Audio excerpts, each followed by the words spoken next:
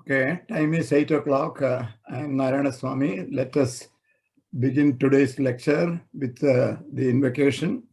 Om Sri Gurubhyo Namaha Harihi Om Ganana Tva Ganapatigam Havamahe Kavim Kavinamupamastravastamam Jeshtarajam Brahmanam Brahmanaspada Ana Srinvanyotibhisida Sadhanam Om Sri Mahaganapataye Namaha Prano Devi Saraswati Vajini Evadim Dhinama Vitriyavatu Om Sri Mahasaraswatyai Namaha Triambagam Yajamahe Sugandhim Pushtivardhanam Urvarugamiva Bandhanan Mrityor Mokshi Yamamritaat Triambagamattinjaya Devataye Namo Namaha Idam Vishnu Ruvijakrame Treda Nidade Padam Samodamasya Pagam Surem Krishna Krishna Krishna Om Bhur Today is Sunday, December 5. This is lecture number 11. So we will see the yajnas. Yajnas are central to Veda Samhitas. We have seen various aspects of yajna, and we had overall discussion in the last class. I will try to go through this in a little bit more detailed manner so that all of us, obtain the emphasis of yajnas both in the Vedas and in Bhagavad Gita. And of course, in all our Puranas, everywhere, yajna is central to Sanatana Dharma, living the Vedas, the Pramanas of the Sanatana Dharma. We all saw the definition of yajna, ya, striving for, ya, for knowledge. So we are striving for knowledge. And what is that knowledge? The knowledge is that we must get beyond this death. We all know that we are subjected to, we come to live in this cosmos, subject to death. And our rishis inquired, how can we get past death? How can we attain immortality? And they found out that we are living in truth mixed with falsehood.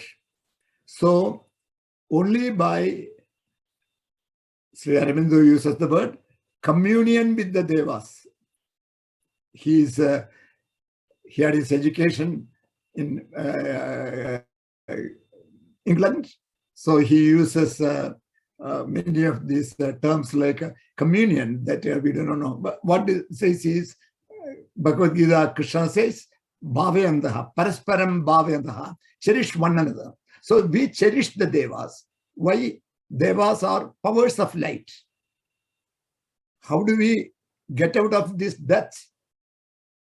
Only by getting away from powers of darkness. We contribute to falsehood because we are surrounded by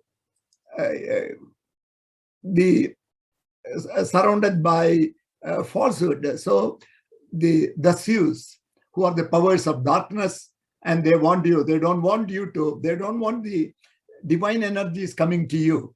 All those we have seen. So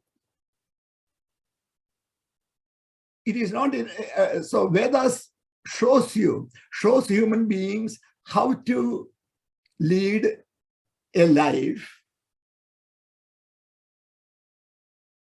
of truth. If you want to lead a life of truth, why you have to lead a life of truth? Because that is the only way you can rise in consciousness levels. The logas, the 7 logas, from the earth station to Buhu, Bhuvaha, Suvaha, Mahaha, Janaha, Tapaha, Satyam, Satyaloga. Our goal is, the purpose of coming here is, we must get to this rise in consciousness levels. We don't have to make any travel. We don't have to buy a ticket to go anywhere. But by our actions, we rise in consciousness levels. And how do we, and our rishis have also said that these dasyus are very strong and powerful. Once, dasyus are nothing but our shadribus. In other words, we all have human beings, so we have this kama, krodha, lobha, moha, mada, matsarya. All these 6, they call it shad ripu. Shad is 6, ripu are enemies. Bhagavad says, Vidyanam iha vairinam, kama esha, krodha esha, rajoguna samudbhava. This kama and krodham come from your rajogunam, rajas. Yeah, I am the center of attraction. I am everything goes through me. I am strong. I know everything. I know what to do. So this rajogunam is what is contributing to all that thing. Vidyanam iha vairinam. Treat them as your enemies. Krishna says that. So we have to get away from this one. However much we meditate and sit in constant and try to do all that, the power of this dasyus are such that we will not be on our own. And we have help available. What is help available? The devas, powers of light. Div. They are called deva because come the root, div, shine. They are truth.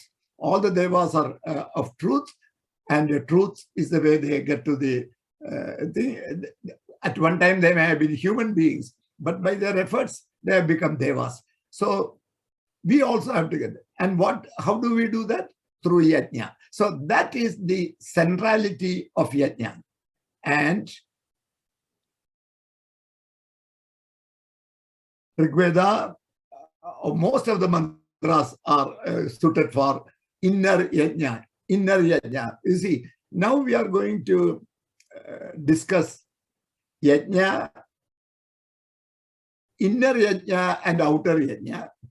Then what we are currently used to is our worship patterns. The worship patterns, we will see the basis, japa, puja, go to temple, reading of Puranas, Ramayana and Srimad Bhagavata, the bhakti. So we want to see if rishis have talked about the yajna and the Rigveda, all the Vedas, even though the popular impression is that Yajurveda alone talks about yajna, all Vedas talk about yajna. They are all inner yajnas as practiced by rishis and their initiate disciples, disciples who are ready to lead a life of aiming for truth and do the meditation and learn Vedas and chant Veda mantras and continue life. There is no separation between material, worldly life and spiritual life. You lead life, family life, householder's life, and do the things of interest to you. At the same time, you divinize yourself, rise in consciousness levels, stay in truth, get away from this dasyus and falsehood. This is the message of the Devas. And they practice the inner yajna. So we are going to see what are the elements of inner yajna. What are the elements of inner yajna? Now, it may be helpful that if I try to put the video, so give me a minute and let me try to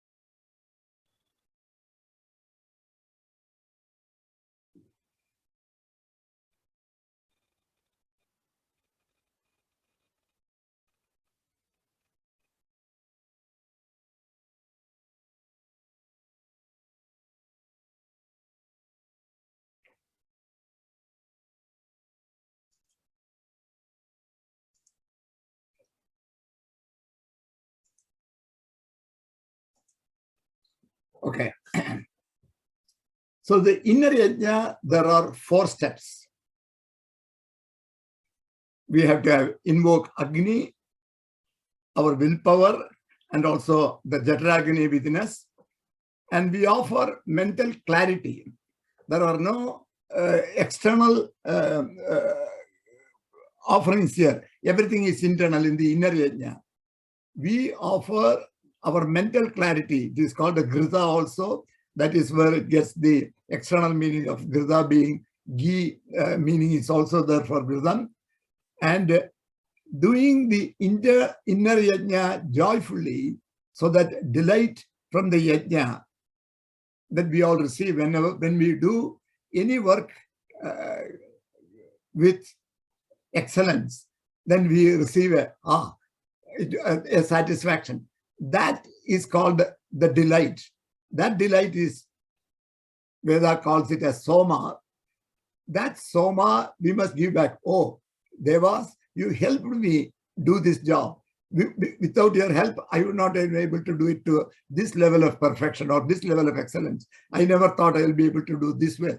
All these feelings that we get within us, that rasa, that joy, that is the Soma. And this Soma we give back to the Devas and the power of mantra. So what is the prerequisite for us to be able to do the yajna? We must study Vedas and we must learn the Veda mantras. Therefore, we conclude from these requirements that these are the 4 steps for the inner yajna. We conclude that without studying Veda mantras, we will not be able to perform the inner yajna.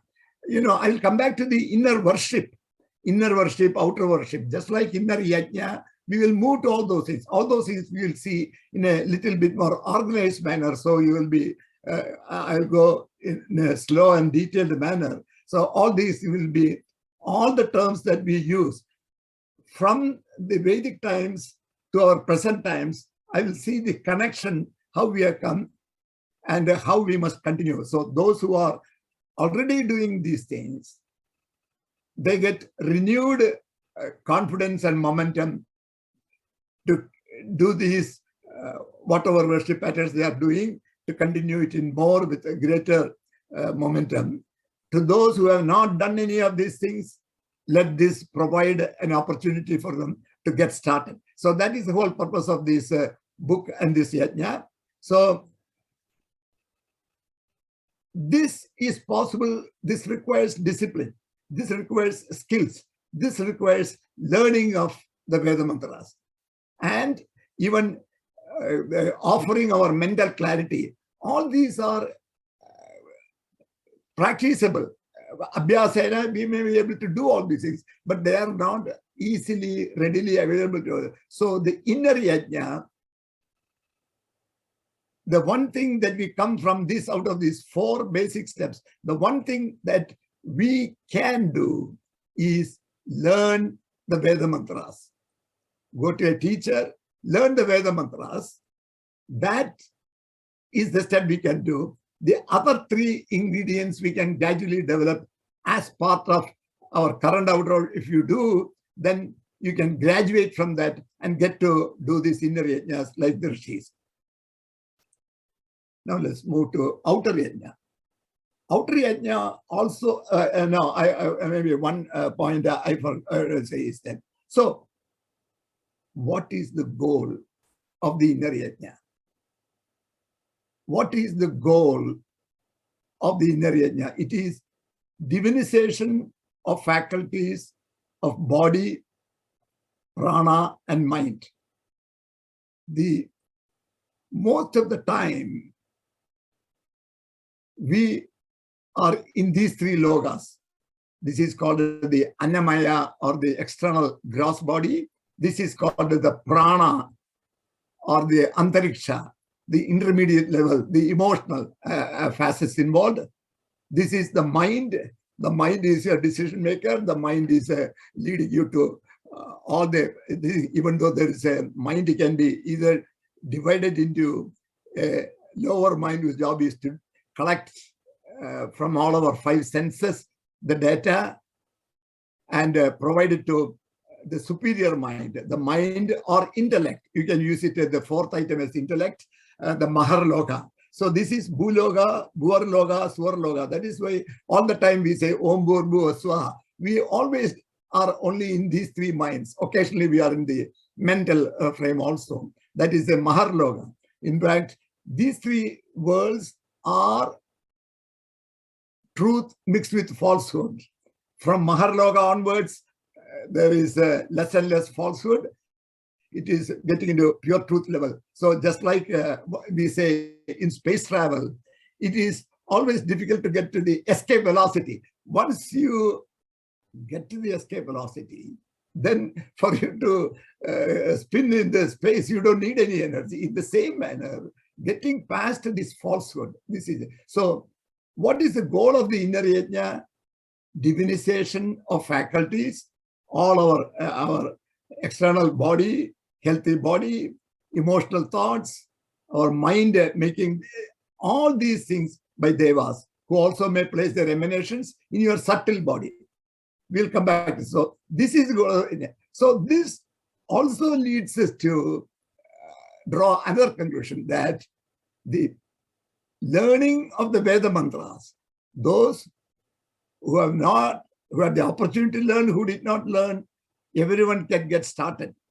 As the cliche goes, today is the first day of our rest of life. What all things we did not do earlier, let's start what we are going to do and try to give some time to learn the Veda mantras, because that is one of the central aspects of the inner yajna. Through that, the goal of divinization of body and mind will happen. Now, Rishis themselves found that only people who are able to learn the Vedas, but everyone may not be able to be interested, everyone may have to do their job, they may not have time to study the Vedas. So unless the inner yajna is transformed into equivalent steps into an outer yajna, this Vedic, the Vedic knowledge and this yajna and the ability to bring the devas into your life will be lost to humanity. So they prescribed outer yajna also. And outer yajna also basically involves the same 4 steps, except that outer or external items replace internal aspects of the inner yajna. So we create an fire Vedi, because this is a way to communicate with the devas. We'll come back to the details later. Then the human priests replace Agni as priest in the inner yajna. Then whatever the internal offerings that we are providing, the Grida, our clarity. Hey, I am clear. What I seek from you is get my falsehood away from me. Make me a more truthful person. Make me rise in consciousness levels. I want to attain immortality. That is the purpose of this life. So that Grida that we were, the human priests replace Agni as the priest. The external offerings like Grida, ghee, rice cakes, and many other whatever we are told are the particular items for particular deva that you are worshipping is needed. Then the priests chant the Veda mantras.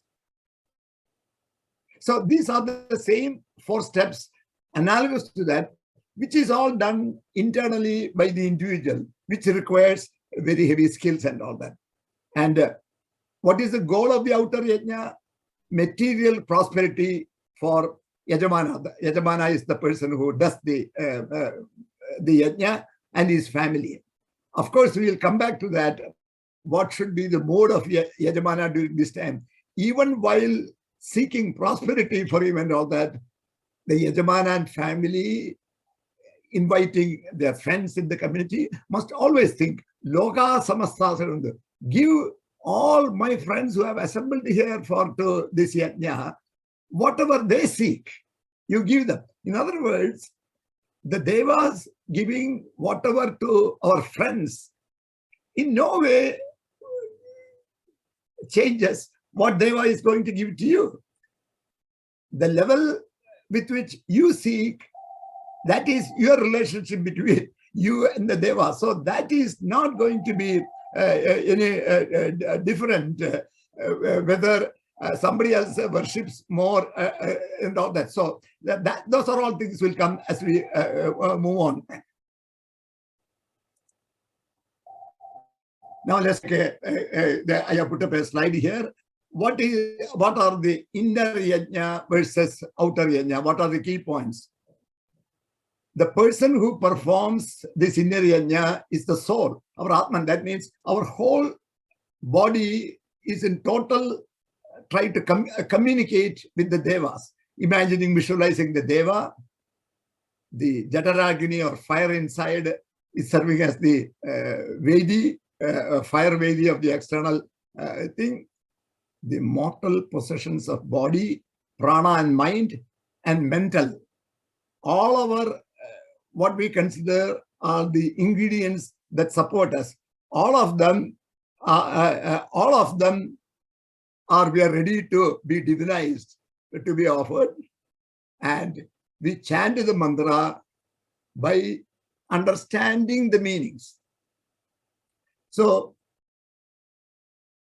as we repeatedly said, this inner yajna is not easy. Learning the mantras and understand the spiritual meanings, not even the external meanings of Sainacharya. We have to get to the, as Sri Aurobindo says, we have to understand that. We'll try to say, at least now we have these available to us. We know where they are available. Professor Kashyap has translated all these, and I'm sure others have also translated in the spiritual and psychological meanings. The outer yajna, instead of the soul performing, the yajamana hires a priest. Priest performs the function. Instead of the Jataragni or the fire inside and our willpower, there is an external fire. Instead of we offering all these parts to be divinized, there are external offerings of ghee, rice cakes, and other external offerings are offered in the fire altar. The mantras are chanted by the priest. So this gives this can also, outer yajna can also lead the benefits of inner yajna, depending upon the level with which we seek. If you are totally asking, hey, I am doing this yajna so that I get a promotion in my job, then Devas will make the whatever you ask, and then they go away. They are not going to decide whatever you ask. So if you ask that, hey, you divinize me, you stay with me, you show me, then they provide the emanation. All these things we have seen from the previous discussions. Now I am going to show you certain inner yajnas and how they become outer yajnas, and what are the other, all these whole understanding of Veda, we have to rely on our masters. And the masters have set up the equivalence between inner yajnas and outer yajnas. So all Vedas discuss yajnas, contrary to the general belief that Yajurveda alone discusses yajna. There are many inner yajnas in Rigveda, and Ashwamedha yajna is very well explained in Rigveda. In fact, 2 suktas, 162 and 163, is in Rigveda. And in Krishna Yajurveda, in first kanda, Krishna Yajurveda is organized in 7 kandas, and Krishna, it is called Krishna Yajurveda because the Krishna Yajurveda's Taittiriya Samhita, the Samhita has mantras and brahmanas.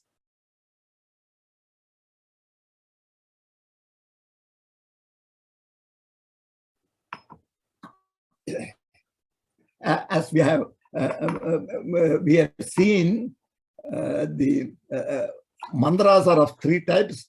Rik in Rigveda, Yajurveda, Rigveda consists only of Rik. They are poetic verses, 2-line verses with a chandas and revealed to a rishi.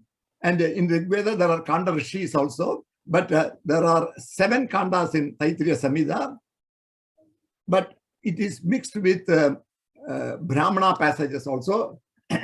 So it has Yajus mantras and Rik mantras and Brahmana passages in Krishna Yajurveda. But Kanda 1, 4, and 7 have mantras mainly and very little Brahmanas, whereas 2, 3, 5, and 6 have mainly Brahmanas and some mantras. So in first Kanda, there is a Darshavurnamasav, Agnishtoma, Vajapeya, and Rajasuya. These are the yajnas discussed in first Kanda. In the fourth Kanda, there is a Rudram Chamaga. All 7 Prabhatagas talk about Rudram Chamagam. And in Kanda 7, there are 48 Adhiratra yajnas are discussed. 2-night Adhiratra, I will discuss that a little bit later. 2, 3, 4, 5, all the way up to 49. There are 48 separate Adhiratra yajnas discussed. And it also discusses Ashwamedha yajna. Shukla Yajurveda also has all these inner yajnas mentioned in Krishna Yajurveda and many inner yajnas in the Atharva Veda as well. Now, I will discuss a few of them to show what they are without just to give an overview what are shown here. That's all what I say. Now, so I have taken 5 inner yajnas, the Darshavurna Masav, Darsha Purna Masav, that is every month. This Darsha is a word used generally for the new moon. The Purna Masa is for the full moon. So this is a yajna to be done on the new moon day and the full moon day. This is in the first Kanda of Yajurveda, Krishna Yajurveda, Taittiriya Samhita. Then Rudram Chamagam, that is in the 4th Kanda. Then Adhiratra is in the 7th Kanda. So the first 3 of them are the 3 major yajnas in the major Kanda, Kanda 1, Kanda 4, and this is the Kanda 7. And the Agnihotra is also part of Kanda 1. So I will discuss briefly Agnihotra. Then I will point in the inner yajna. This is a recommendation that I made in my book to do first 40 mantras, the first 4 suktas of Rigveda. This is an inner yajna that I would encourage all of you to consider. Of course, I will be discussing the first sukta, not the 2nd, 3rd, and 4th sukta, but I will say why I suggest this 4 suktas. I will talk to you later. Then I will also show the outer yajna of the Agnihotra, so we can compare the inner and the outer, and also the Rudram yajnas, what we do in the outer. And I will discuss about a Adhiratra function that was conducted in India by Fritz Stahl in 1975 and 2002 times in Panyal, near Trichur in Kerala, Trichur district, in a town called Panyal, in a village called Panyal, in Kerala state. Now, the inner yajna, Darshavurna Masav, is Kanda 1, Prabhataka 1, Anuvagas 1 through 14. There are 14 Anuvagas in the first Prabhataka, and that describes this yajna to be conducted. Of course, Veda Samhitas do not say how to do these yajnas. That comes from other scholars like Bodhayana, Avastamba, many intellectuals and rishis, rishi-like persons. They are sages, they are not rishis. They have discovered these mantras and organized it. And many of these, how to do this yajna, are maintained by books or manuals of people who have practiced these yajnas, and they meant kept their own manuals to teach their sons and their disciples. And you have to invite Agni, the Lord of divine willpower, and Soma, the Lord of delight. Agni and Soma together, it is called this Darshavurnamasa Yajnas are for that. And there are 177 Yajur mantras and 47 Rik mantras are to be chanted. And the devotee prays that he be led along the path appropriate to him to higher levels of consciousness. This is the Nirajna. So if we have studied with a priest or a teacher or in a Veda Padashala, and we have studied and understood the meanings of this, then one can perform the inner yajna of Darshavurnamasa, both on the and equivalent function of this that are being done is in the case of the Brahmin family, many still continue on the new moon day. If their Pitras, if their father is no more, then they do Pitra Tarpanam on new moon day.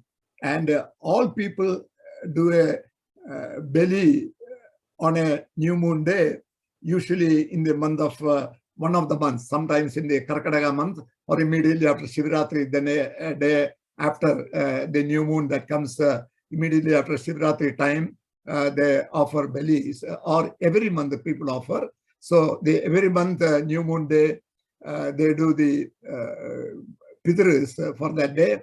And on the full moon day, they do the puja, the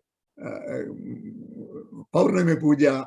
That is an equivalent adaptation for the current time. I will discuss that when we go to how these yajnas move into the worship pattern. Now, inner yajna 2, Rudra Chamaga mantras, they are in Kanda 4. Rudra, there are various ways you can define Rudra.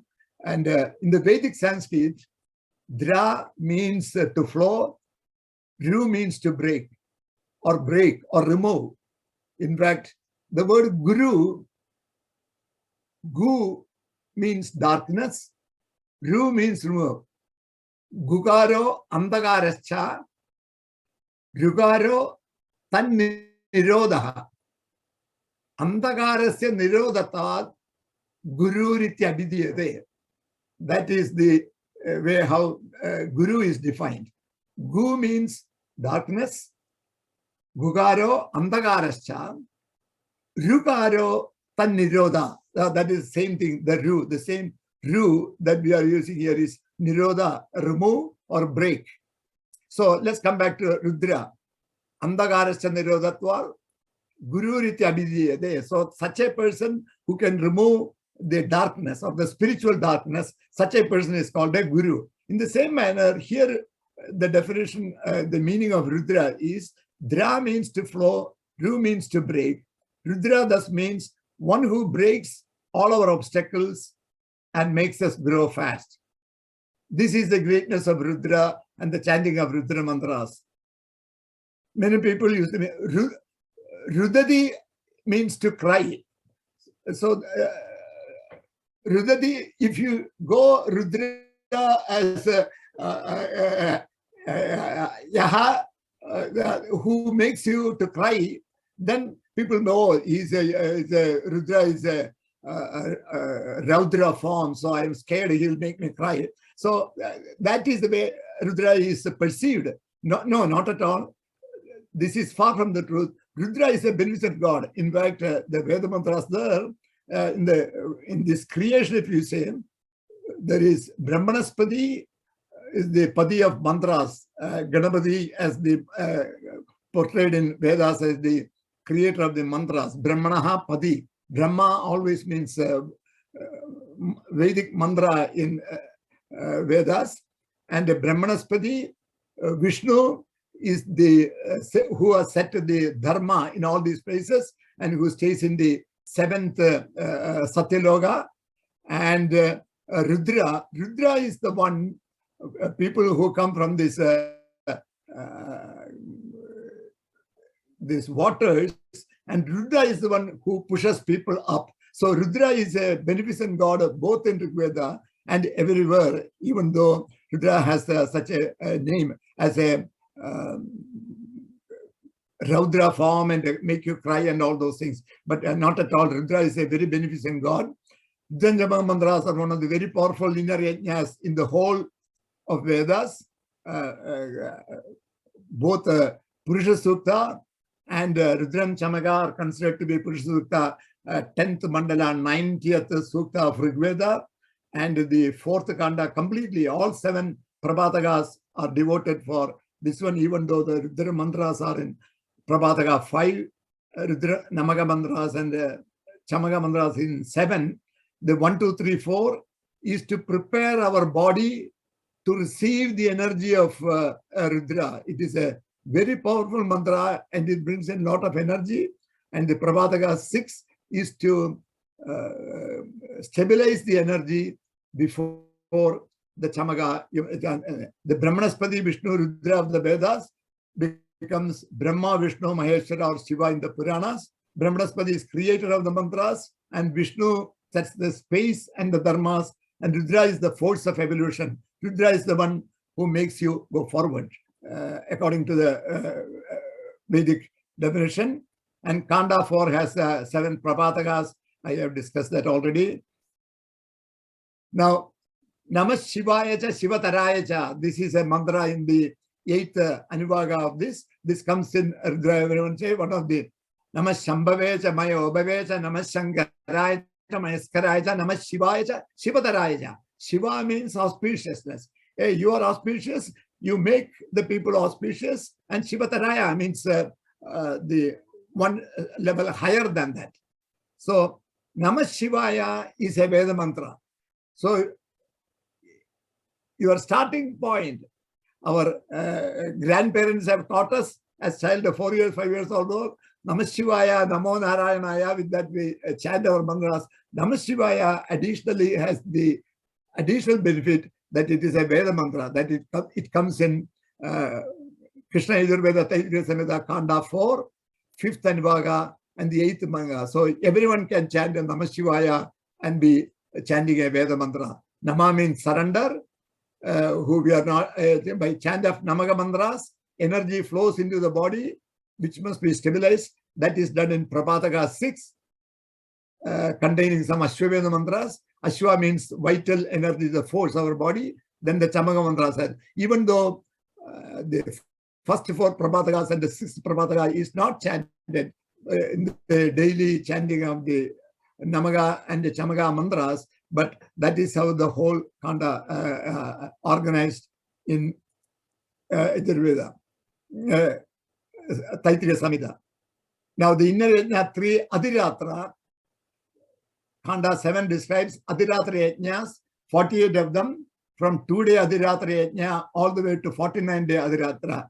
Ratri means night, darkness, ignorance, etc. And Adi means exceed. So Adhiratra yajnas are to exceed the ignorance and get us into knowledge or light. That is what this Adhiratra yajnas are there. And this also describes Ashwamedha yajna. Now let's move on to Agnihotra. This is recommended to be done every day, or at least the ingredients you can chant as part of the inner yajna also. The Hotra has 2 meanings. Hotaram means you invite the person to offering, calling. Hotra has 2 meanings. Hota is the person who calls out or invites. So calling and offering. Hotra has both meanings. So Agnihotra means calling Agni to our inner being and giving our offering.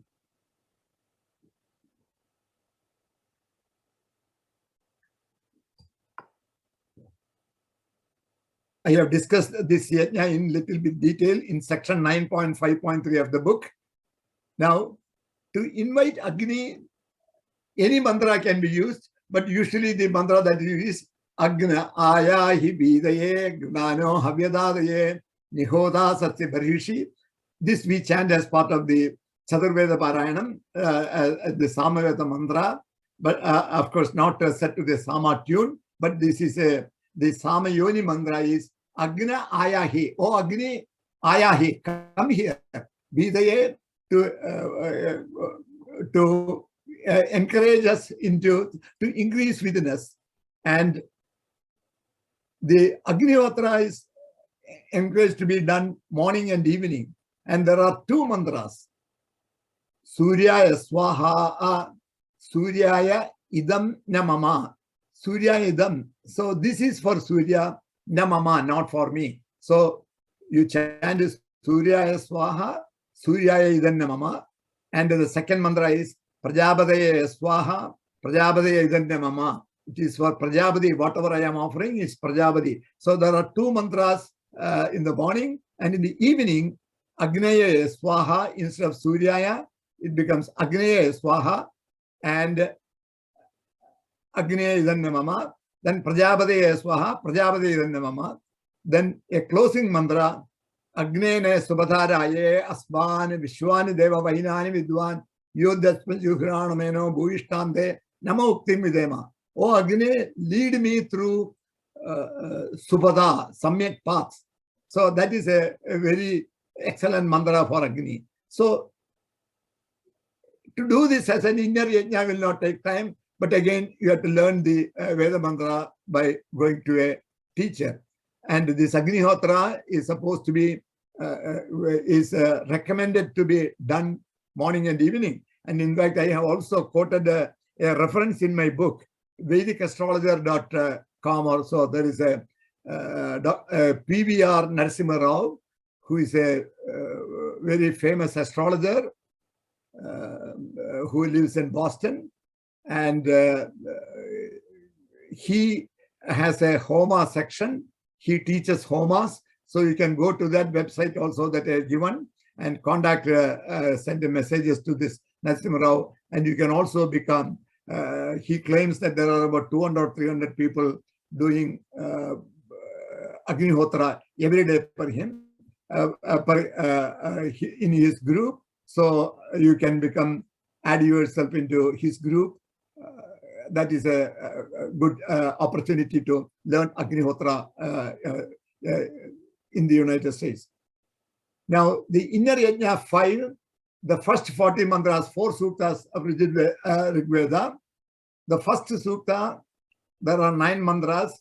See, when Vedavyasa has organized, he has organized in such a fashion that Agni is one of the most important power that we have to invite first, because Agni does so many things. We will see when I discuss the 9 mantras of Agni, the first sukta itself. There are close to 2,000 mantras for Agni in Rigveda. Now, in the second sukta, see how Vedavyasa has organized this. Immediately after Agni comes Vayu. Agni is in the Bhuloga, there is Agni. Then in the Bhuvarloga, that is Vayu. And in the next one, Suvaha, Indra and Vayu. Then comes, there are 3 mantras for Vayu, and 3 for Indra and Vayu, and 3 for Mitra and Varuna. There's a total of 9 mantras in the second sukta. And the third sukta, Ashwins. Ashwins are the divine physicians, and Ashwins give you the speed to do everything in a very fast thinking, fast grasping. So we need to invite Ashwins to us. Then there are 3 mantras for Indra and Vishwe Devas, all the Devas. If you are not able to name Deva by individually, like Agni, Indra, Mitra, Varuna, Ashwin and all that, then all those who you are not able to name together come under the category of Vishwe Devas, the whole Devas together. By inviting Vishwe Devas, you don't need to know specifically the particular name of the Deva. All the Devas you are inviting, Vishwe Devas and Saraswati. So 3 mantras each, of all of them 12. And the 4th sukta is the first full sukta for Indra. Indra is also very important. He is the Deva of divine mind. So either you can start an inner yajna with the first 3 suktas. There is a 3 mantra for Indra also. But if you want to take the first full sukta for Indra and first full sukta of Agni is already there. So Agni and Indra full suktas and these additional devas. So by taking these 4 suktas, you will get all the first 40 mantras. That is my recommendation that all of us must try to do. Now I'll do the outer yajna of Agnihotra. We saw the inner yajna. Inner yajna is completely by internally, and we may not have developed all the skills. So we go to the Agnihotra, special copper pot. You usually, you may have seen with a base square of about 6 to 8 inches or 9 inches, and the top square may be 1 foot, and it may be sort of inclined that way. And you keep Agni in that one. Then ingredients, dry cakes made of cow dung, and small dry twigs of trees, offerings, ghee and rice grains, done twice a day. And when you do Surya Swaha, you put these rice grains and ghee, and then Surya Idannamama, then Prajapati Swaha, rice grains and ghee, you offer in the external thing. And then Prajapati Idannamama, then Agnayana Subhadaraye, or you can also chant the first 9 mantras of that and close with that one. That is the morning and evening. It will not take more than 10 or 15 minutes. This is a learning and doing this is a good way to start in addition with this. Maybe in addition to chanting of the 9 mantras that we will look at from the first sukta. Morning, there are 2 mantras to be chanted. Surya Swaha. After ghee and rice grains into the fire, offer ghee and rice grains into the fire in the pot. And Suryaya Idanna Mama. Suryaya Idam. This is for Surya, na Mama, not for me. Then Prajapataya Swaha. Offer ghee and rice grains into the thing. Prajapataya Idanna Mama. Meaning this is for Prajapati, not me. Then optional mantras. Bhuswaha, Agni Idanna Mama, Bhuswaha, Vayva Idanna Mama, Swaswaha, Surya Idanna Mama, Bhurvaswaha, Prajapati Idanna Mama. These are optional. Then closing mantra, Agni Swadaraye. All this again, this has to be learned from a priest who have already done. So you will be able to correctly able to execute that. This is a good outer yajna to practice. Evening, similar, similar mantras. Instead of Surya Agnaya Swaha, Agnaya Idanna Mama, meaning Agnaya Idam. This is for Agni, na Mama, not mine. Because Devas will not take your offering unless you say this is meant for them. Of course, these are all outer our concept and all that. These Devas are all supraphysical. They do not need any offering, but it is our parting of it, our ability to part with. This is part of the yajna that develops the dana aspects in you. So many aspects are involved in doing a yajna.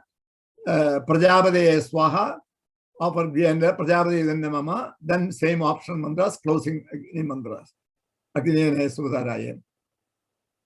Now, Rudra Chamaga mantras, using that, several yajnas by multiple chantings of Namaga and Chamaga mantras are presently conducted for Loka Kshema and Loka Kalyana, for community welfare and happy days.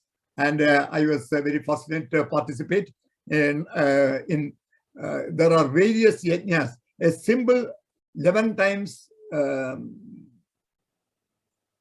chanting of Namaga mantras, and once Chamaga is called a Rudram. The Egadasi Rudram, you chant by 11 people sitting together, each chanting 11 times the Namaga and 1 time Chamaga. So it becomes 121 Namaga and 11 Chamaga mantras. Then Maharudram, usually 121 people sit together and chant 11 times. So 1331 times Namaga, and each of them, 121%, each of them will chant Chamaga once. So it will be 121 Chamaga and 1331 Namaga. Then Adhirudram, that requires 11 days, 14,641 chants of Namaga, and 1,331 times chant of Chamaga. And we conducted this Adhirudram in Cerritos in 2011, for an 11-day function. We started every day at 4:30 with a Ganapati Homam, and went all the way, the functions went all the way till 2, then lunch, then evening puja and all that, all the way till 10. So from about 4:30 till 10 o'clock for 11 days, we had a very excellent festival. So this is how the outer yajna of Rudra, Chamagam and Namaga and Chamaga utilized and done. Then the outer yajna 3, the 12-night Adhiratri yajnas, 1975 in Panjal. Professor Stahl of University of Kerala organized 12-night Adhiratra function in 1975 in Panjal village in Trichur district, state of Kerala. Was performed by the Kerala Nambudiri Veda experts. They are Rigveda experts, and they only knew to do. There are people who have conducted these yajnas, and that group is also dwindling. So unless we, because everyone sees that simply by learning Veda mantras, they are not able to do the modern studies and all that. So people who have done all these things, and it is enormous function. And there are 2 volumes of Agni book that I showed you at the very beginning. Each is 3 inches, published by Banarsi Das, Motilal Banarsi Das of India. And Fritz Stahl, out of the 12 nights, about 4 to 4.5 nights are used to build the fire Vedi. There are bricks to be cut in particular shapes, and it has to be laid in a particular fashion. Even, and as each brick is laid on the ground, you cannot just make a fire Vedi just like that. The chanting of Veda mantra, over 1,000 to 1,500 Veda mantras from Rigveda have to be chanted as you lay down the bricks for the fire altar. And they did scientific experiments that the air quality improved, the pollution decreased. So many, there is a very, very big report of this. Those who are interested, try to review that book. And also I have written some of it in section 9.4 of my book. Okay, now present day yajnas, how we move to from this. All these from the Vedas, the outer yajna was recommended by the rishis, then further taken up by our Sutragaragas. I have discussed in the last page, Abastamba, Baudayana, and similarly Latyayana for Samaveda, and Ashwarayana for Rigveda. All of them have compiled all these things, how to perform. And as part of this, Bhagavad Gita, Krishna himself has said, Krishna himself in Bhagavatam also has said. And it is, as you read all this, you can see the connection of similar mantras stated in all these places tell us that all these steps that are followed are worth following. If we ask someone, what is bhakti? Everyone will say bhakti is explained as devotion. Devotion is explained as bhakti. So we are going in a circular definition because we don't precisely am able to define what is bhakti. We say, oh, I have bhakti too. What is bhakti? We stand in front of a temple or God and close our eyes. That does not explain what exactly are the steps in the bhakti. So we go to Bhagavad Gita chapter 12, verses 8 to 12. Krishna defines bhakti. I mentioned briefly in that last class, but I want to spend a little bit more time to say the connection of this bhakti explained in the same manner, not only in Bhagavad Gita, in Bhagavatam, 11th Skanda, Krishna discusses to his close friend Uddhava. All these things reinforce the fact that this is the way to approach a God one way. That is why, so Puranas are equally valid. What I am laying down the foundation here is, while all of us want to chant the Veda mantras, that is our direction we are proceeding. But there are so many prerequisites that we all have to do. And we need to discuss this bhakti pattern. We must continue this bhakti in this one. And the first definition that Krishna gives for bhakti, Mayeva mana adatsva. Mayi eva. In me only. Mana adatsva. You put your mind in me. Mayi buddhim niveshya. You leave your intellect also in me. Nivasishyasi mayeva. Ada urdhana samshya. If you do these two things, Mayi eva mana adatsva. Our ability to put our mind onto him and our intellect. You leave to me. This is translated as a Sharanagati. The Vaishnavas use the Sharanagati, surrender.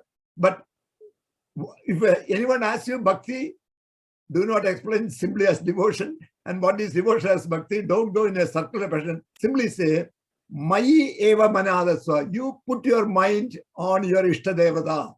That is the start of your bhakti. And the beauty of Krishna is,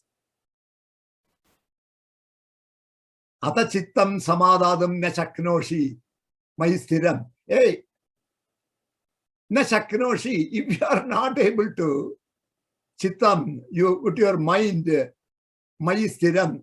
I told you, mayi eva manadasva, put your mind in me. But if you are telling me that you are not able to do that, then he gives you a solution.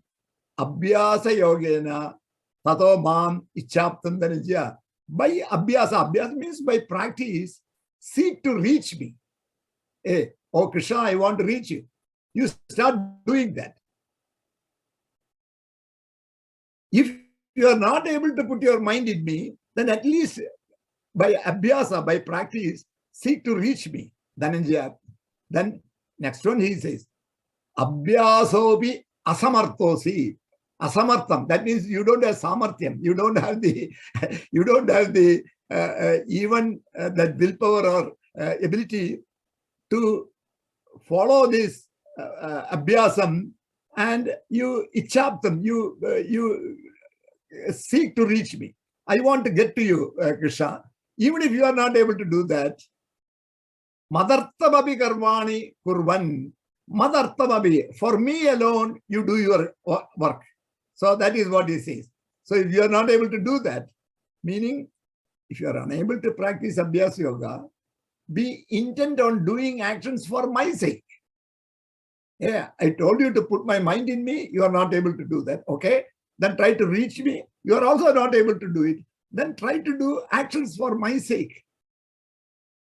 Then he gives you one more choice. Ataidadabi asaktosi. Even if you are not able to do that, you are not able to do actions for your sake, then what is it? Sarvakarma balatyagam tata kuru bhavan. Then abandon the fruit of your actions. So there are 4 steps he gives. 4 verses, Krishna gives 4 ways to cultivate bhakti. Place your mind and intellect on him. If that is not possible, seek to reach him. If that is not possible, perform all action for his sake. And if that also is not possible, take refuge in him. And what he says in the next mantra, Krishna says, Tyaga Shanti Anantaram. Once you do Tyaga, Shanti follows. So this is the Bhakti Yoga. And he says the same thing in Bhagavatam. Similar to the part of this, I want to quote this, because of the connection, I'm taking the Bhagavata, 11th skanda, 20th chapter, 8th verse. Krishna discusses Bhakti as well. Yadrichaya mat kadasu. Yadrichaya, by accident, you happen to mat kadasu, you happen to listen to my story. Jadasradho ya puman, such a person with Shraddha, I think. Na nirvinno na adhisakto. And then Nirvana, he is not, he has not renounced. He has not reached the total renunciation stage. But at the same time, now Adisakto, he is not too much involved in this one. Bhakti Yoga Asya Siddhada, he will able to get. So there are 5 ways in his own Krishna. And there are in the same 11 skanda, I wanted to quote all that, but there is no time to discuss any of those. In the same 11 skanda earlier, he tells the same similar things that is said in the Devi Sambat. All the same words, similar words are in there in the 11th skanda in his discussions with Uddhava also. So all these are supporting evidence starting from the Rig Vedas to this. Our current practices are established by our Acharyas and Bodhayana Sutras and Avastamba, Ashwalayana, Latyayana. All of them have established all this for this pattern. All of us must pay attention to that. And we must again get started with simple yajnas. And one such yajna for prana is we take for granted our respiratory systems, in-breath, out-breath, etc. But we must be aware of this automatic process don't happen automatic. We must thank the Devas for this. And that is what during lunchtime, we do Parishetanam and take a small grain of the rice. Then we say Pranaya Swaha, Apanaya Swaha, Vyanaya Swaha, Udanaya Swaha, Samanaya Swaha. This prana divides itself into 5. Prana, Apana, Vyana, Samana, Udana. So, and each of them has a Deva. Surya for prana. Prana is also called the overall prana, and also the in-breath is also called a prana. And Surya is the Deva for prana. Soma for Apana. Apana pushes our waste. Agni for Vyana. It distributes the energies needed for all organs. And Indriya for Samana makes all organs work harmoniously. Vayu for Udana to raising up into a higher consciousness level. So these are all the Devas. So this offer, taking a grain and chanting that during before lunch is a way of expressing our, it's a symbolism. These Devas do not need this grain. And not only that, we are eating that grain by saying that. But the symbolism is to be noted that don't think we are offering our part of this food to the Devas. The Devas are supraphysical and they don't need any food to sustain themselves. This is a symbolic offering, symbolism being that we are recognizing the role of these Devas in keeping us to the in-breath and out-breath voluntarily, and we are giving back the delight, the satisfaction that we have. The second one is just before taking food, Brahmarpanam Brahmahavar. This is a Bhagavad Gita sloka. Brahmarpanam Brahmahavar Brahmagnau Brahmanahudam Brahmaiva Tena Gandhavyam Brahmakarma Samadhina. So this offering is Brahman, everything is Brahman, and by recognizing the Tadegam or the Supreme, again another thing. Whereas in the Western custom, there is an annual Thanksgiving Day, whereas in the Sanatana Dharma way, we remember our Tadegam every time we eat, and chanting this mantra before that. That is another inner yajna that I would encourage. And the third inner yajna, the Pancha Mahayajnas as inner yajna. I have written all this in my book, and it is easily readable. So the Pancha Mahayajna that is read is Brahma Yajna, Deva Yajna, Pitru Yajna, Bhuta Yajna, Nara Yajna. Brahma Yajna, self-study, Swadhyaya of Veda mantras, or reading of scriptures, Bhagavatam or Ramayana, Puranas. Then Deva Yajna, offering to Devas, gods. Keep a photo of your god, invite Agni, start the lamp in the beginning of the day, and before you go to sleep, worship that Deva and your Deva and go back Ishtadeva. Pitri Yajna, offering to ancestors. Bhuta Yajna, put some grains to the elements to all creatures to come in. Then Nare Yajna, fellow human beings. So this Pancha Mahayajna is prescribed to be done every day. So because Yajna is you giving something from you in appreciation of all the bounties that you have. That is the way to look at the Yajna also. Now, I think I want to start the first Agni Mantra now. So I am going to go straight to the rest of them I will discuss.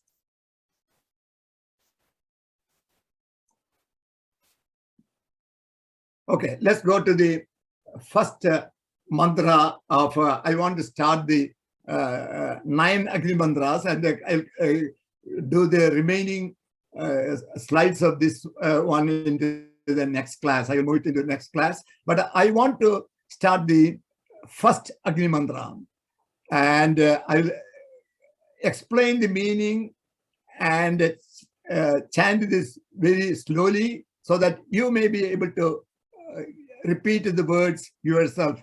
While I would have liked to teach you, if you are all sitting in my office or in my house, then I want to hear you back repeat.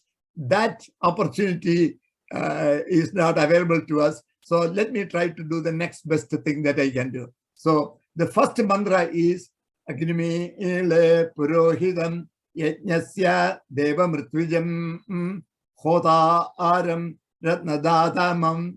This is the mantra. Now we want to let us understand the meaning. Agnim ile. Agnim ile, the way that is Agnim ile. These are 2 words. Agnim plus ile becomes Agnimi ile. That is how it becomes Agnim ile. Agnim ile. Agnim ile means I adore. I adore you. Agnim, oh Agni, I adore you. Purohidam. Purohidam can be translated as a priest.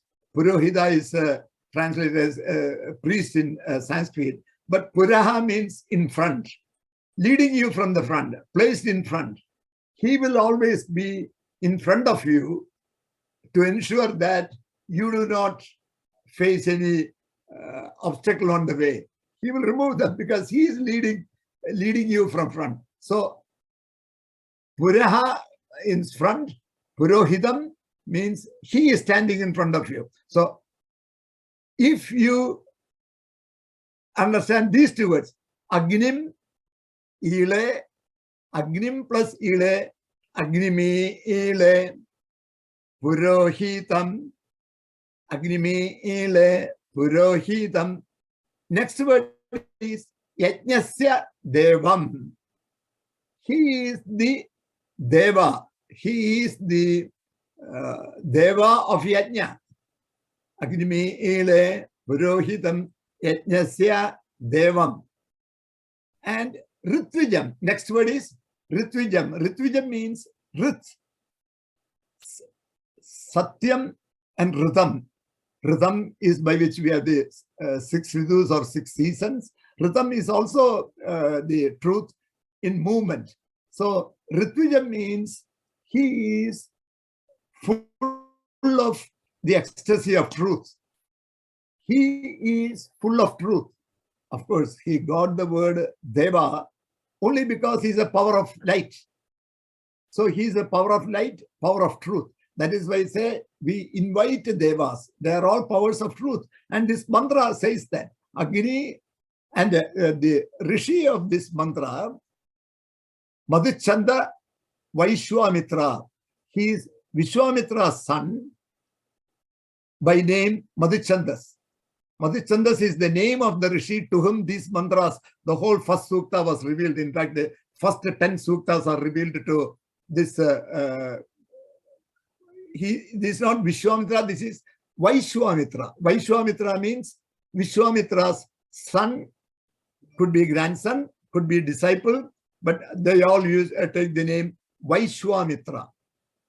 Madhuchandas is his name. So the Rishi is all 9 mantras of the sutta. Gayatri is the Chandas. So it has Gayatri means that it has 24 characters. It has 3 padas. And the words are Agnimile, Purohitam, Yajnas.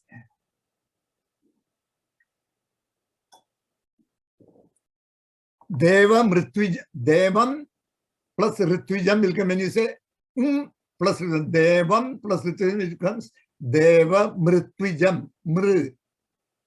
Just like MR together will be pronounced as Mr.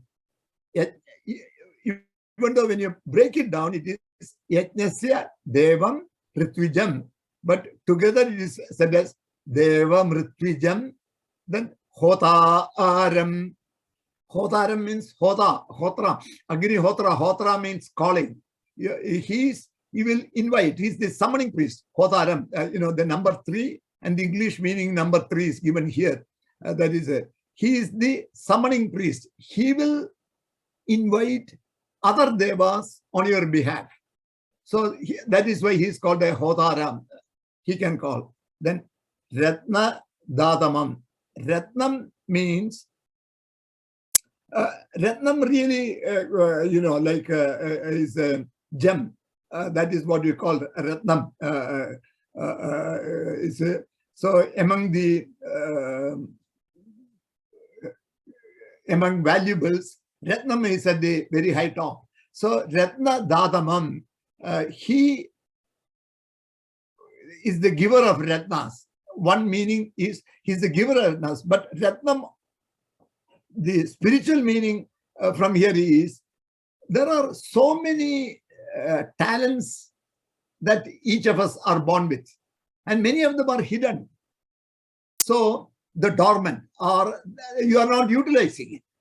You see, you are not only if you are a mathematician, not only mathematics, you have other talents. If you are a engineer, in addition to whatever your main source that gives you the job, that what engineering you may be doing, you may have other talents, but all of them are dormant. This Agni will bring up all the dormant talents in you and make you a fuller human being, activates the dormant excellently. So this mantra, this first mantra alone shows the power of Agni.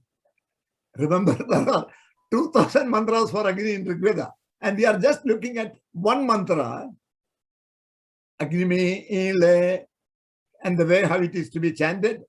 Agnimi Ile Purohitam Yajnasya Devam Ritwijam Hota Aram Ratnadatamam. This is the very first mantra I wanted to do. I will cut into the question time. I want to take 2 or 3 mantras today, but let me see whether I can take the second mantra also. We have few more. I'll take the few more minutes. The meaning, Agnim Ile, I adore you. Oh, Agni, I adore you. Purohitam, you are always leading by the front. Yajnasya Devam, you are the god of the Yajna. Of course, he is the priest. You can, if you want to consider Purohitam, but he will also the conductor of the Yajna. He is also the god of the Yajna. Ritwijam, you are fully in truth. Hotaram, you will summon, you are the summoning priest. You will call whichever devas I must call, you will call for my behalf. Because he will look at you, he wants to come to you, he wants to help you because you have asked him to come. You had said, Agni, I adore you, you come to me. Implied. Why am I adoring you? Because I want you to come to me. I adore you. So this is the, this is why it is called, this is why it is also called, it is a rik, it is a stuti, it is a praise for Agni, and this is a way to invite the Agni to you. The second mantra, again due to Madhuchandra's, the whole sukta is for Madhuchandra's Vaishamitra. So Rishi is Madhuchandra's Vaishamitra, Chandas is Gayatri, then Agni Purve Eber Rishibir Idyo. Unfortunately, there is a spelling mistake in the book. IDA Vayo, Idayo, that A must be removed from this mantra. Those who have the text of this 1.1.2, that is one spelling mistake in that whole book. Even in the text areas, we carefully proofread. I don't know how this escaped my proofreading, but there is an error here. ID Avayo, remove the A, and it is only IDO. Idyo. Agni Purvebihi Rishibihi Idyo Nutanairuta. Nutanair means the current. Purvebihi, the earlier, ancient seers. Sadeva Eha Vakshati. Agni Purve Eber Rishibir Idyo Nutanairuta. Nutanaihi plus Uta becomes Nutanairuta. Sadeva Eha Vakshati. So Agni Purvebihi Rishibihi Idyaha. Ile Idyaha means adored by Purvebihi Rishibihi, ancient seers. Nutanair Uta is adored by the new sages too. Sadeva Eha Vakshati, he brings the gods here for this yajna. Because once you invite Agni, Agni will bring the other gods here. Sadeva Eha Vakshati, he brings the gods here.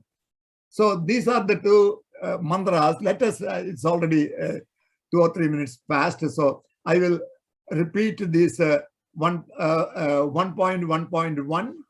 The notation 1.1.1, this is Mandala 1, Sukta 1, mantra number 2. So Rigveda is organized in mandalas. Each mandala has many suktas. Each suktas has many mantras. So it is given 3 designations. The first one stands for the mandala. The second one stands for the sukta. And the third one stands for the mantra number. So let's go to the first mantra one more time. Agnimi ile purohitam yajnasya devamritvijam hotaram ratnadatamam. Agnim ile, I adore you, Agni. Oh Agni, I adore you. Purohitam, you are always in front. We place you in front. Yajnasya Devam, you are the god of Yajna. Ritvijam, you are a Ritvik. You are one who has the ecstasy of truth. Hota Aram, you are the summoning priest. You will call and invite other priests.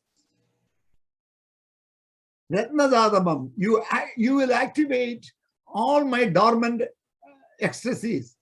You excellently activate Dadamam. Agnimi ile purohitam yajnasya devam ritvijam hota aram ratnadatamam. Agni purve eber Rishibir Idya Purvebihi Rishibihi. Purvebihi plus Rishibi will become Purvebir Rishibihi. Rishibir Idyo. Rishibihi Idyo. He plus E becomes Ridyo. Agni Purve Eber Rishibir Idyo Nutanairuta. Nutanaihi plus Uta will become Nutanairuta. Sadeva Eha Vakshati. Agni Purve Eber Rishibir Nutanairuta. Sadeva Eha Vakshati. So these 2 mantras, try to practice.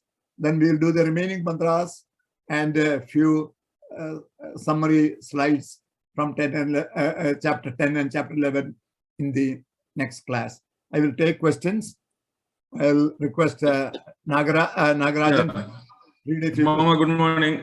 Yes. Hope you can hear me. Yeah, so Mama, the first question is from Sri Godan Nambudripad. Yes. It says, one question, from what I heard so far, doing an offering to God for a personal benefit may be un-Vedic, since Vedic approach, yajna is a quest for knowledge and so forth. Yeah, well, undoubtedly,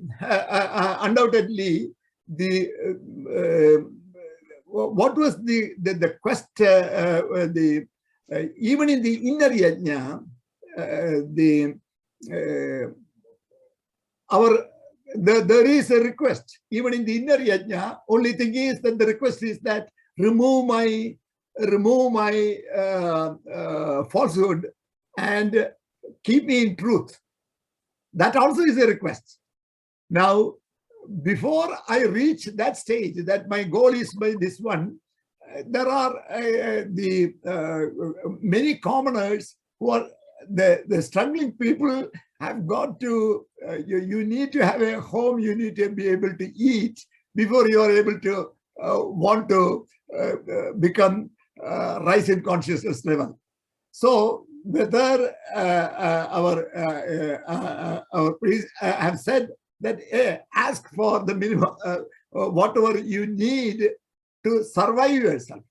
Many of our acharyas have said that if we have 3 years earnings in our custody, then every remaining money must be utilized for charity and donation to people less who have less than us. But how many of us are doing it? We may have not for 3 years, we may have 30 years or 300 years, we may have wealth with us, but we are still not doing any of these things. So the ideals is there. So Godan's question is well taken. That is why I was saying that even in outer yajna at that time I said that we must also, while you seek whatever is basically immediately needed for you, you must also seek that loka samasta sukhino bhavantu, grant the wishes for others also. I am doing this yajna not only that my immediate need is met, so that I will be able to concentrate more into rising in conscious level. One has to look at it in a broader sense. But the basic point is well taken, that this is not a yajna, is for our goal is to attain the highest level Satyaloka. Next question, Nagaraja. I skipped to a question asked by a couple of people. It is whether women can recite Rudra, Namaka and Chamaka, because someone said women should not recite. Yeah, this I think I am not I'm not an acharya. I have studied Vedas and I understand it, but I really do not see Veda saying anywhere that women should not chant. In fact, we have women rishis, 30 rishis, rishikas or rishis, they are still called rishi, Vagamrani and many others, 30. There are 400 names of rishis, just like I quoted Madhuchanda Vaishwamitra, for every sukta and every mantra has a rishi, a chandas and a devata. 10,552 mantras in Rig Veda. 400 rishis, 30 of them are women. So they have meditated, they have chanted mantras. To become a rishi, you need to go through all those exercises and then only. So it has all been there. As it came down, I'm sure there are various these things happen. And when it happened, what this happened, there are, I have read, says that many things happened due to the invasion of India from 900 AD or 1000 AD onwards, from the Arab time onwards, Arab, then Portuguese, then Mughals, then British, the 1000-year period almost from 993 onwards to 1947. They were under, so based on changes and all, for whatever reasons, many practices that were not recommended in Veda, like sati, many of those things, were all done for certain reasons by people of those time. We are not yet sitting in today's luxury. They should or should not have done that 1,000 years ago. But whatever was feasible, they felt, they pursued that. So we have to leave it at that. But we don't justify that practice for today. So in the same manner, I personally do not see that, but you have to ask your Acharya, and you have to be satisfied, and then you take your decision. I'm not an Acharya. I have studied Veda, and I share what I know with the Veda. Next question, Naga. I do not see any problem at all. And I have taught ladies also in my Veda chanting class. Okay. The next one is from Gaurav Nirmal. Can outer yajna not achieve divinization as inner yajna? Outer yajna also can achieve divinization. In fact, we have not seen the outer yajna in detail. Outer yajna was because many struggling people. You see, the divinization comes when you have enough to eat. And whether if some people seek material prosperity so that they have enough to eat, then they also will want to. Nobody wants to, of course, this accumulating wealth, we have to draw the line. Those are all things. We cannot get into a person's what they do. But all have to get into this one. But some people may say, I am not able to feed my family. So I pray God, hey, give me enough food. So he asks for a personal property. There is nothing wrong in that one. But everyone must not do that. Those who have this one, they must take the next step. Everyone must try to do this step. Who are not reached the ability to leak the divinization. Outer yajna also will give it, because the Veda mantras, in the outer yajna also is the Veda mantras. The Veda mantra, you are inviting the Deva and you ask, I want to be divinized. You will be divinized. The outer yajna is because that you are not learned the Veda mantras, so a priest has to come and chant the Veda mantras for you. But you, when those Devas come, you seek, don't seek any material prosperity. Hey, Deva, you be with me. Agni, you be with me. You divinize me and take me into higher levels. Agni will take you to higher levels. Next question is from Meenakshi. Can Durga Suktam also be chanted to invite Agni? Yes, Durga. It is very, very interesting that you pose that question. This gives me a chance to talk about in the Tantra. Many of our practices are tantric also. In the Tantra, the Purusha Sukta, Gayatri Mantra, and Durga Sukta together comes 108 characters. All three of them together, even though we say there is Shaivite, there is Vaishnavite, and Vidyavasa, all three together. So there is no difference between them. And Durga is, Shiva is, Rudra is also connected with Agni. Most everyone is connected with Agni also. Durga Suktam and Rudram all can be chanted for inviting Agni. Mama, we are at 9:30. Yes. So rest of the questions I will answer by in the Q&A report, and I will continue the explain all 9 mantras so that you will understand fully the first sukta of Rigveda, and that mantras, even if it is not with the proper swara, simply by inviting, Agni will come. But the prerequisites must also be followed. I will emphasize this again in the next class. With this, it is 9:30. Let us close today's section by closing prayers. Om Asato Ma Sadgamaya Tamasoma Jyotirgamaya Mrityorma Amritangamaya.